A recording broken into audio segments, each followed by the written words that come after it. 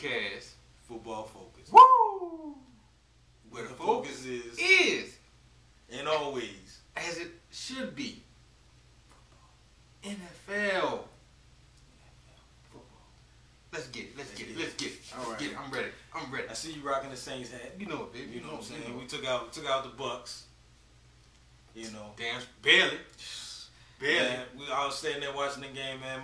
My heart was in my throat. I'm sure like every New Orleans Saints fan. Fans, if you watching this show and you're not from New Orleans, just know that the majority of New Orleans Saints fans have to take heart medication. Right. On a week-to-week basis. We start them off at 10. Yeah. Mm-hmm. All of us have high blood pressure problems because of the New Orleans Saints. Right. We love them when they do good. We love them when they do bad, but then we hate them when they make mistakes. Just like any team. Yeah. But still, you know.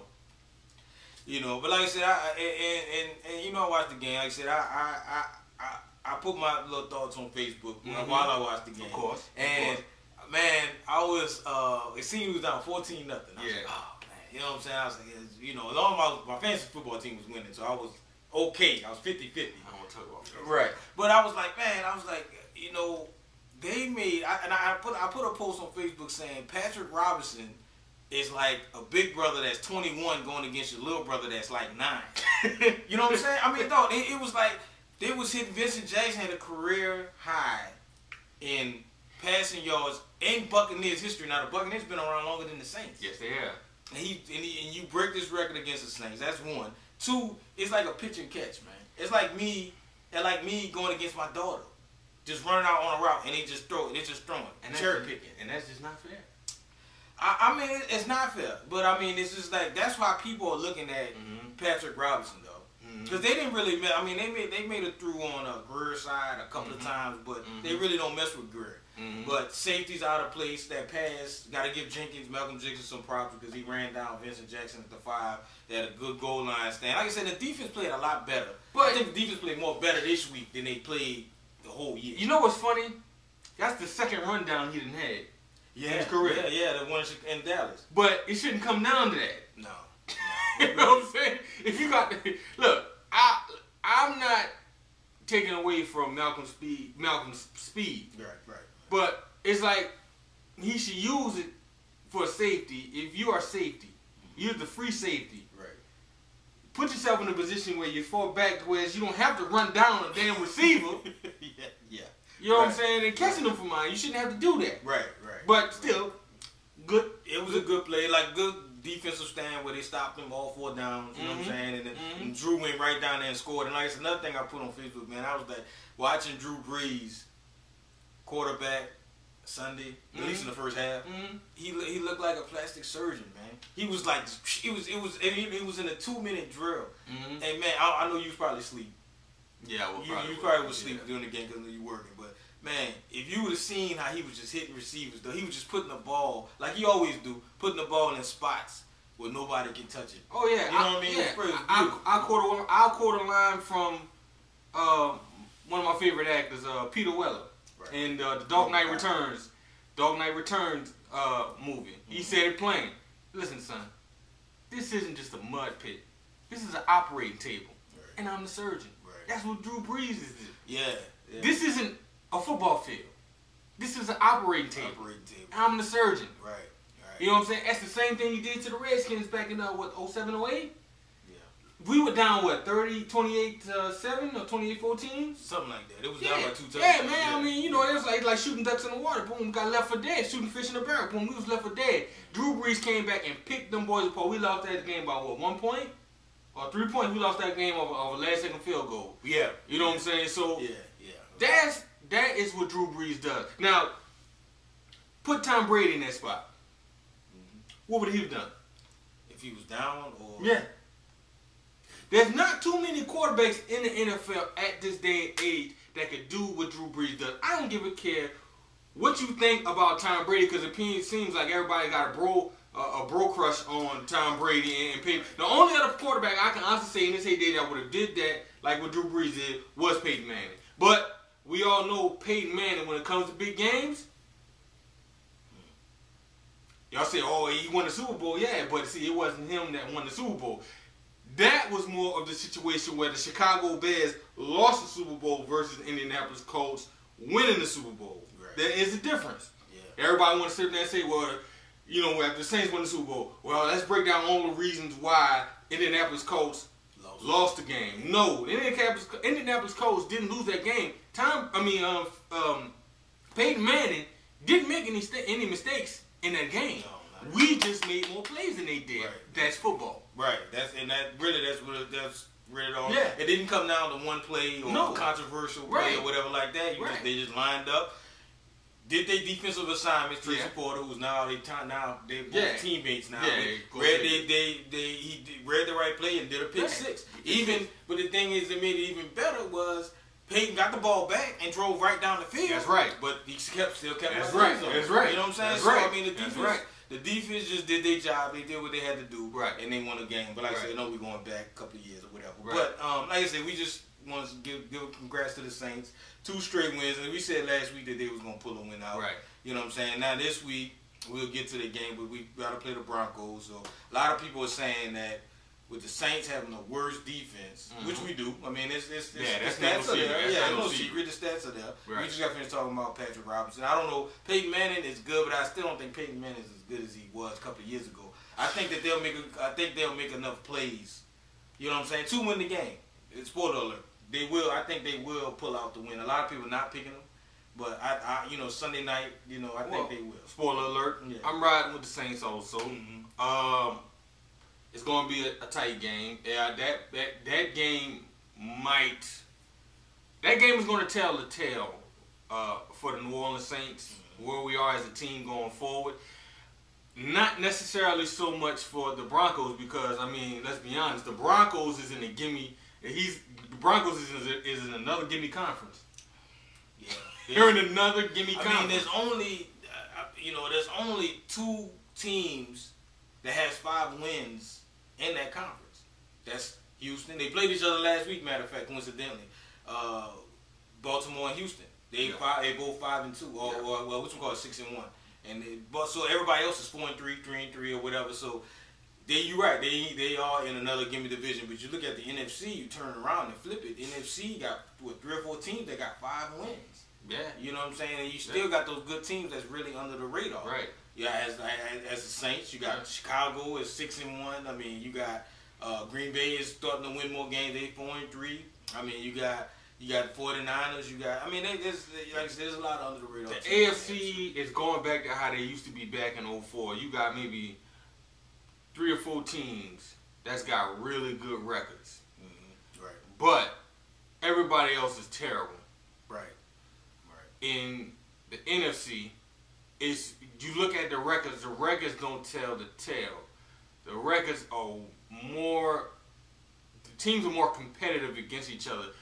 And if you take a team out the NFC with a 12-4 and an 11-5 record, or hell, even 9-7, they will beat, or 8-8, they will beat an AFC team, hands down. Right. Hands down. I mean, but you know what? You wonder why. You know what though? That's evident. That's evident with the Super Bowl 2 years ago with the Packers and the Steelers. Steelers was the number 1 seed, right? Yeah. They had a week off and they was 12-4 or something like that. Yeah. And the Packers barely made the playoffs. Packers was 9-7. Yeah. They went 10-6. They went 10-6. They went 10-6. They back then because the Chicago had the number 1 seed that year. Exactly. And they had to go to Chicago and they edged out the Giants for the 6th seed. Yeah. They was on the road for 3 games or whatever. Yeah. And they came in and beat the Steelers. I mean, like I said, I got love for the Steelers. I know you're a Steeler, you know what I'm saying? But, like, you right, though, man. Yeah. Just like the Giants last year. Exactly. 2 years. Just like the Giants last year. That's why I said what I said. You know, they backed into the playoffs and beat the Bills. Yeah. Right. So I don't want to hear nothing about saying that who has the better conference. No, the NFC hands down is the better conference. Right. You know what I'm saying? The NFC, I don't want to say like the SEC, but the NFC is the better conference. You know what I'm saying? Look, I like a lot of teams out the AFC, but I mean, you put them up against the NFC team in a high pressure situation. Look what happened to the Texans last week. Green Bay tore them to pieces. And everybody was riding their high horse like, oh, Houston too, boy. I mean, y'all still may get there now that Ray Lewis is not playing. You know what I'm saying? Y'all have a chance because everybody's saying that the Patriots is going back. Nah, man. Patriots inconsistent. Number one, number two, then they're just not that good defensively anymore. Period. You know. Yeah. But all right. Last week, with the record wise, you went 9-4. I went 11-2. Do you need to? Like I said, I'm gonna write a book for you, so you can follow my.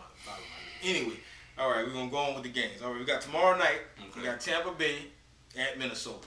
I'm taking Minnesota now. I got their defense. I'm taking Minnesota too because I'm gonna be honest with you. That's like I don't mind Thursday night games, but I think there needs to be more because they just play Sunday. Right. Yeah. They want a short rest. Right. Yeah. I think, and then like I said, I think you shouldn't play a Thursday game until you're coming off your bye week or you're getting ready to go on your bye week. Yeah. That's a good point. Good point. Well said. All right, this is gonna be a good game. We got Atlanta at Philly. I'm going with Philly because obviously for obvious reasons. Damn, you going with Philly? I'm going with Philly because Atlanta, man, they're 6-0. They just coming off their bye. You know what I'm saying? Everybody, Atlanta's the number one team. Blah, blah, blah. I just want them to lose. You know what I'm saying? Like I said, and like we said earlier in the year. A couple of weeks ago, Atlanta being undefeated and we was behind the hole. Now we 4 games behind. So if they lose and we win, it's just 3 games. You know what I'm saying? So you know what I'm saying? So you gotta, we gotta fight. You know what I'm saying? But I'm going with Philly. I was going with Philly too. I'm going with Philly too. I'm going with Philly too. All right. Green Bay at Jacksonville. This is the snooze fest game. No, it's not. Green Bay at Jacksonville. That's not a snooze fest. Who you going with? I'm going with Green Bay. It's the snooze fest where it's gonna be a blowout. I'm just saying. Well, you got to a snooze fest is like both teams the game to win the game. A snooze fest will be a game like the Ravens and Cleveland. 9-3. That's a snooze fest. Oh well, okay, all right. Well, this is the blowout game. That's a blowout game. Okay, that's blowout. That's gonna be that's the ugly game right there. Yeah. All right, we got Seattle. That's the woodshed game, basically. Yeah. Seattle versus Detroit. It's another good game. I'm going with Seattle. Damn, I'm going with Seattle too. See, boy, you following my. Man, I love those Seattle corners. That whole Seattle secondary. Yeah, they physical. And they over 6 feet. Right. See, the only thing about Seattle is they got a good running game.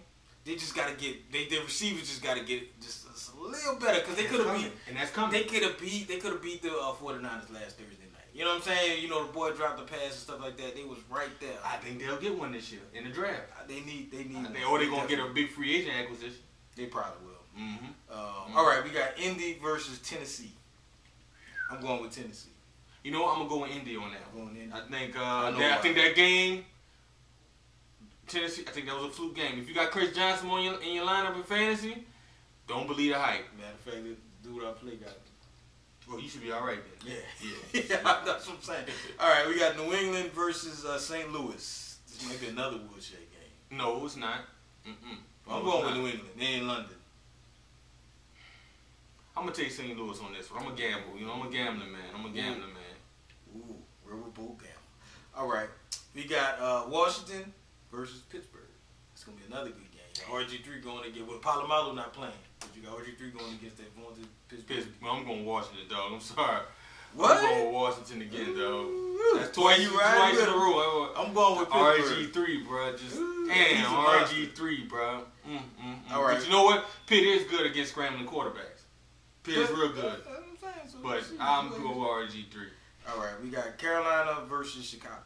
I'm going with Chi-Town. Yeah, dog. That's going to be a woodshed game. That's going to be a woodshed game. Right. No, I'm just playing. That game might be competitive, but it looks like I said, Cam Newton, he needs to turn that corner. I know it's easier said than done, but they're going to get it together. I just hope, I hope Stewart does. Yeah, right. But, all right, we got Miami versus the Jets. I'm going with the Jets. Really? Yeah. I'm going with Miami. I'm taking Ryan Tannehill.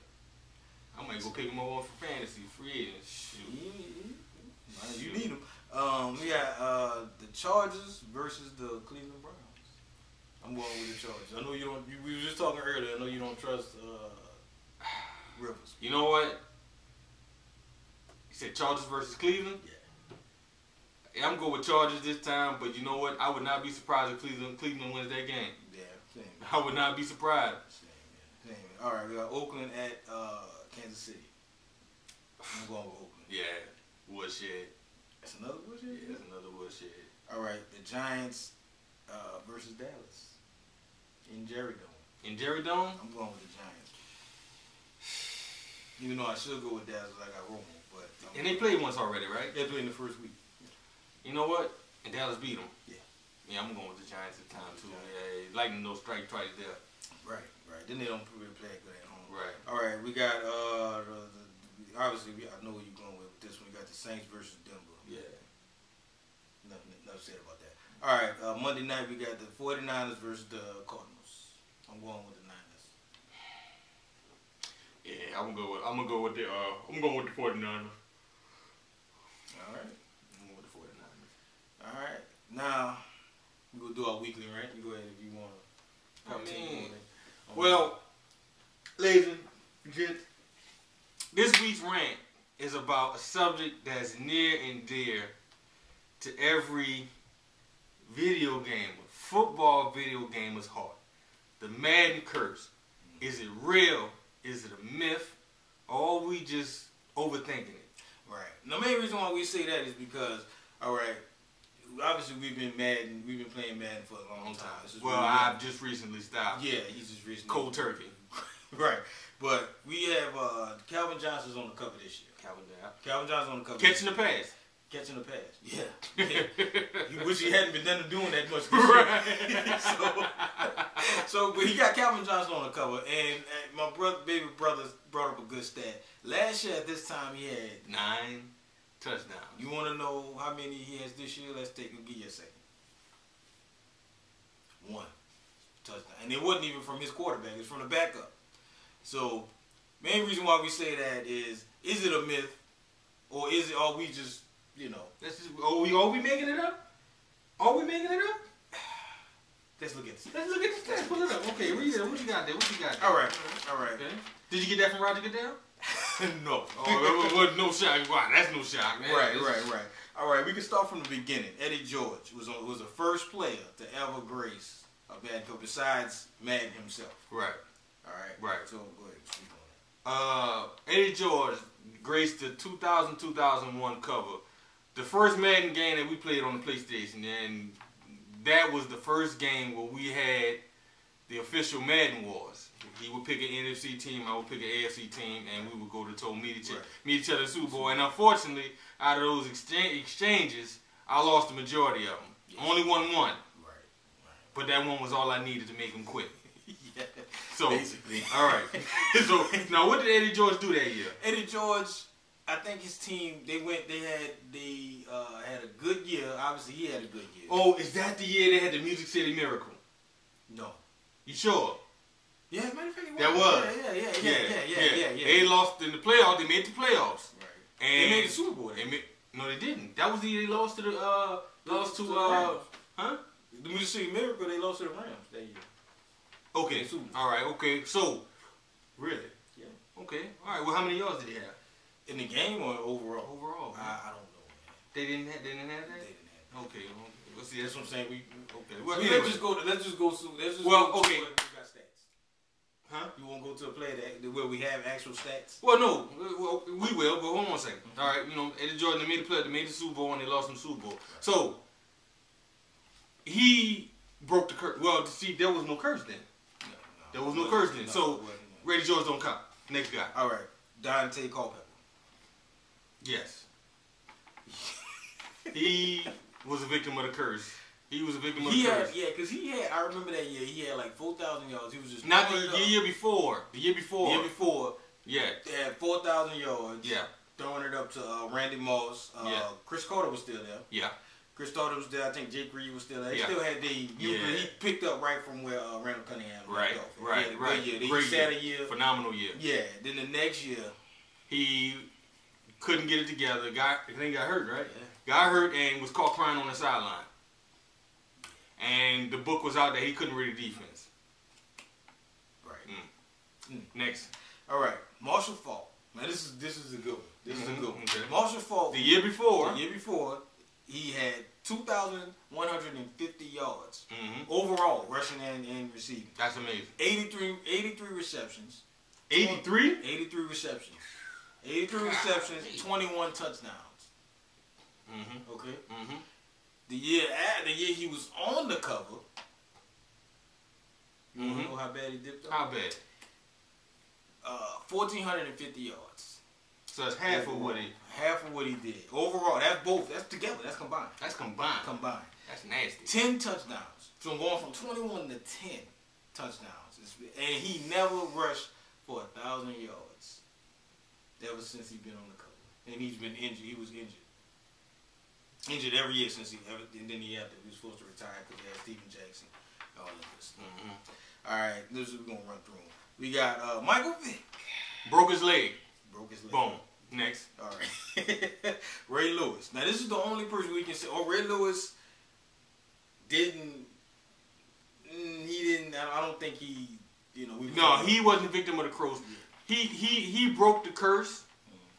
You know what I'm saying? What, he had 16 less tackles? 16 less tackles, didn't get an interception, and he missed the game. And he missed one game. Wow. Right. But he still put together. So he probably would have got the 16 tackles in that one game. Right, exactly. You know what I'm saying? So, exactly. Exactly. McNabb. Donovan McNabb. The year before, he had 31 touchdowns, 4,000 yards. Right. All right, made the Super Bowl. Right. Next year, missed 7 games, didn't even make the Pro Bowl for the first time. Wow. Okay. You know what I'm saying? Yeah. Then he was hurt. Yeah, he was hurt. All right. So yes, he was a victim. Now this is the doozer. Sean Alexander. A lot of people don't even remember Sean Alexander even being on the cover. Really? Yeah. Man. Yeah. Sean Alexander the year before had 1,880 yards rushing, 28 touchdowns. I think he broke Marshall Faulk's record for touchdowns that year. Yeah, 28 touchdowns because I think Thomason broke it the next year. 28 touchdowns, and I think they made the Super Bowl. Yeah, they lost to the Pittsburgh Steelers. But they made the Super Bowl. But wait a minute. He had 28? No, he had 28 touchdowns? 28 touchdowns. Rushing touchdowns? Yeah. So Marshall Faulk got 31? He had 20. I think Marshall Faulk, the record at the time was 21. Okay. Yeah, that was remember the year they graded Sean Turf when he broke the touchdown. Yeah. See, okay. Yeah, right, that was that year. So Sean Alexander broke his record with 28 touchdowns. Okay. All right. On the flip side of that, the next year he missed 6 games, failed to rush for 1,000 yards. Yeah. And had a career high. And I remember he had a foot injury. He had a nagging foot injury. Right. So yeah, Right. Yeah. All right. So next we have Vince Young. Vince Young was a surprise because he was a rookie the year before, so he obviously won a rookie of the year. So obviously he had to have a good year. Next year, he made the cover. The next year he only had 9 touchdowns, 17 picks. All right. His rushing yards dipped by 200 yards. You know what I'm saying? Then Tennessee didn't have a good year. They missed out on the playoffs. Right. All right. Next year after that, you got Brett Favre.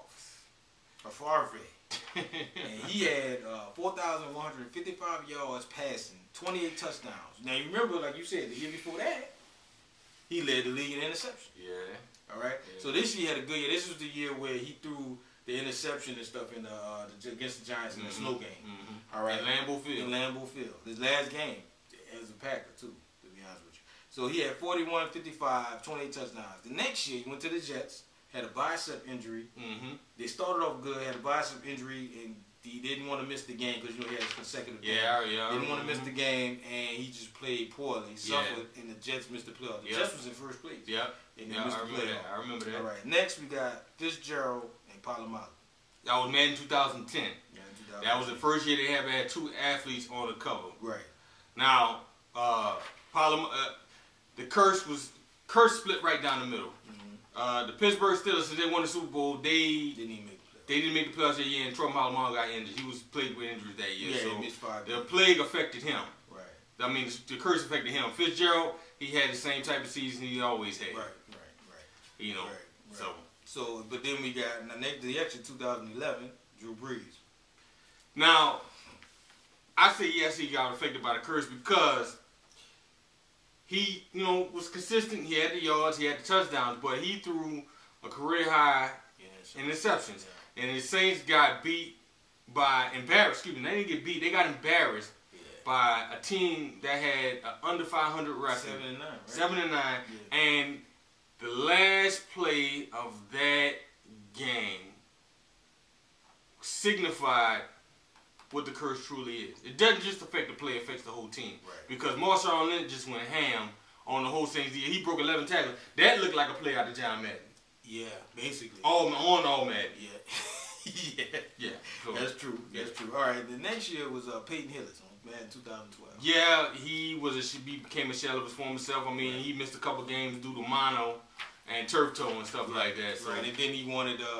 He actually got traded. Got sent out of town. I think it was a couple of things they were supposed to do with Cleveland, go to little shows or whatever and stuff like that. He didn't want to do it. He got hurt. Yeah. You know what I'm saying? All kind of stuff. So just all around, just a bad year for Peyton. Now this year we got Calvin Johnson. Now we in week 8. Yeah, week 8. Week 8. He had trade deadlines this week also. Right. Week 8. And he has 1 touchdown. Had 9 last year. His yardage is down. Receptions are down. The team themselves are down. They last in the division. They last in the division. Kind of surprising. North. Right. So Madden is cursed. Not. You be the judge. Well, I mean, he still has 8 more games to pick it up. So he still can break it, to break the curse. But Detroit got to get it together. Definitely. And I don't see it happening because they looking up at Minnesota and looking up at Green Bay and looking up at Chicago. Yeah. So So we'll see what happens. Yeah, we'll see what happens. But anyway, that's our show for today. Thanks for watching and peace and love. Go Saints.